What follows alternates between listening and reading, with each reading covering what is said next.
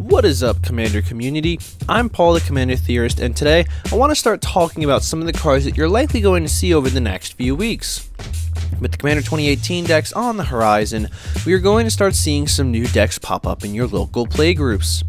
Today, I want to dedicate our time together to talking about some of the cards that you will likely see should the folks in your playgroup pick up the Adaptive Enchantment deck. This deck is a Bant colored deck, focusing on enchantments. And so with that in mind, I want to focus exclusively on some of the best enchantments in blue, green, and white. So let's begin. Starting off our list is the classic duo of Ghostly Prison and Propaganda. These two are amazing defensive enchantments in blue and white, and mainstays in Pillow Fort strategies. For just 3 mana apiece, your opponents cannot attack you with creatures unless they pay 2 mana per creature. So this can really put a damper on the other player's ability to attack you, and together, they can protect you from almost all combat damage. There is a third Pillow Fort style enchantment, Sphere of Safety, that functions very similar. The only difference is the amount of mana needed to be paid increases for each enchantment you control. So if you control just these 3 enchantments, your opponents will have to pay 7 mana per creature just to attack you with 1 creature. So these three are very good together. Now, Asceticism is considered one of the best ways to protect your board from targeted spells, but that only really works for creatures. To remedy this, we have the card Privileged Position, which is an enchantment that gives all of your permanents hexproof. It doesn't protect itself, however, which is the loophole that opponents will have to exploit to handle your board. And I really like that this card has hybrid green and white mana symbols in its casting cost, so it can be very flexible to put into play. The next is actually a pair of enchantments, which given the specific deck can easily be tutored for. Solemnity and Decree of Silence is one of my favorite combos in my Grand Arbiter Augustin deck, and it's a viable lock for the game. Normally, the Decree of Silence will counter any spell cast by an opponent, and it'll give itself a counter, but once it hits 3, it goes away.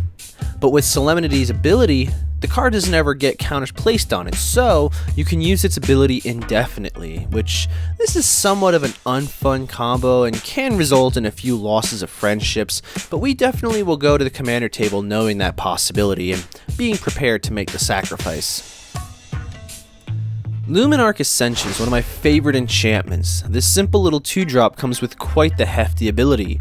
If you do not lose life during your opponent's turn, you get a counter on it. So right off the bat, this will not work well with the aforementioned Solemnity. But should you get it up to 4 counters, you can pay 2 mana to create a 4/4 Flying Angel token. And this makes this a great mana sink early game that'll give you some valuable creatures. Rites of Flourishing is a great example of a group hug card that made it to this list. In fact, I think this was the only group hug I really enjoy. So, for 3 mana, we get a green enchantment that lets each player draw an extra card during their turn and lets them drop an additional land. So together, these 2 abilities make for some very valuable hugs. It really can help you get rolling early on, as both abilities are super valuable. Along the same lines of Mana Ramp, Exploration lets you have a free additional land drop for just 1 mana. Burgeoning also gives you a very similar ability, but it's more dependent on opponents dropping lands and can get you a bit more of an explosive turn. This can give you a huge lead in mana production and is the one card more than anything that I hope sees a reprint in this deck. Song of the Dryads is next and is one of the most unique removal spells in the game. I actually won't consider this a removal spell. This enchantment doesn't quite remove any of the permanents it enchants, but it'll turn it into a basic colorless forest. That's it. You can take whatever is the biggest threat on the board, be it your opponent's commander or this threatening enchantment, and boom, it's a tree. If you have Forest Walk in your deck, it turns on with this card. If it's their commander, they're out of luck, as it will not return to the command zone just yet. If it's a non-creature permanent, like an enchantment or an artifact, or even a planeswalker, it's a tree now. Nothing escapes the power of Captain Planet, so this is very helpful. Sterling Grove is one of the older enchantments on this list, but it's a good one. For just 2 mana, you get to give all of your enchantments Shroud, and this is great for early game protection, but late game, if you don't need it anymore, you can pay 1 and sack it to tutor any enchantment to put to the top of your library. You remember that Solemnity combo I talked about a few cards back? Pepperidge Farm remembers, and this card will definitely be able to get you that card. So the last two cards we're talking about today are both card draw enchantments. They both offer us an ability that is crucial in Commander. You need some card draw? Well, Sylvan Library offers you up to 2 extra cards per turn at the small cost of 4 life each.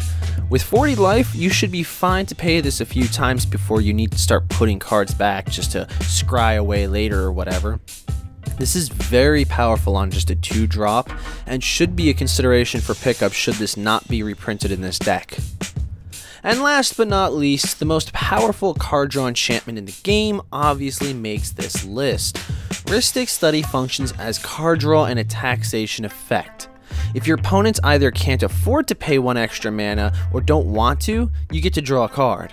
And if they want to prevent you from drawing tons of cards on their account, they'll need to start paying mana for each spell they cast.